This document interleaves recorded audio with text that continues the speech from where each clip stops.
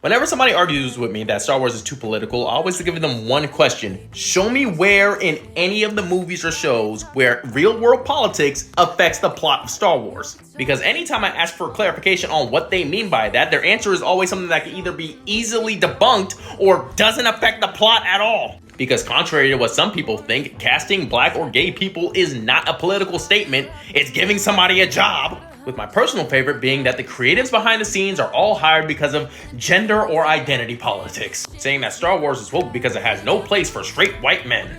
Even though the creatives who have had the most control over the direction of Star Wars for the past 10 years was a straight white man, a straight white man, and a straight white man with a cowboy hat.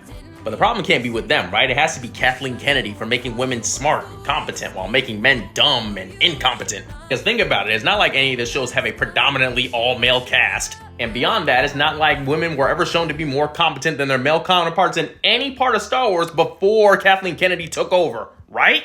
This is some rescue. You came in here, didn't you have a plan for getting out? Eat the brains, sweetheart! What the hell are you doing? Somebody has to save our skins. Never mind the fact that shows like Andor, Kenobi, and The Mandalorian all have a male lead who is shown as more than competent on screen, or that the female lead of the sequel trilogy is constantly having to be rescued by her male co-stars. Star Wars' plots and themes are never about real-world politics. It's always just good versus evil. Don't enslave a race of people. Do not unalive a room full of children, Anakin.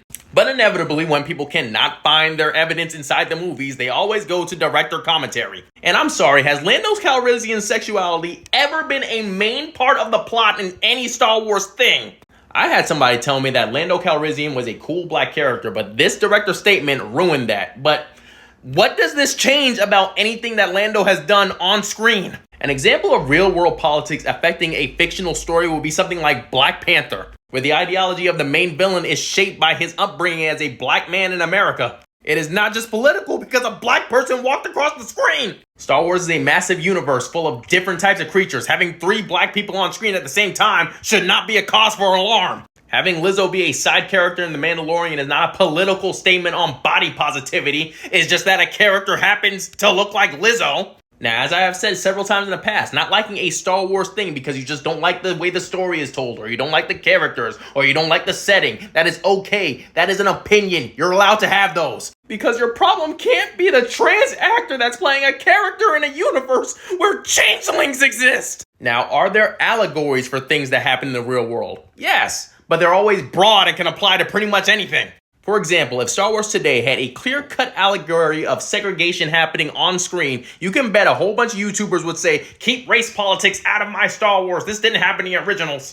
Even if that scene did not have a person of color being kicked out by a white character, that would be the rhetoric. However, what is the difference between what I just described and this? Hey, we don't serve their kind here.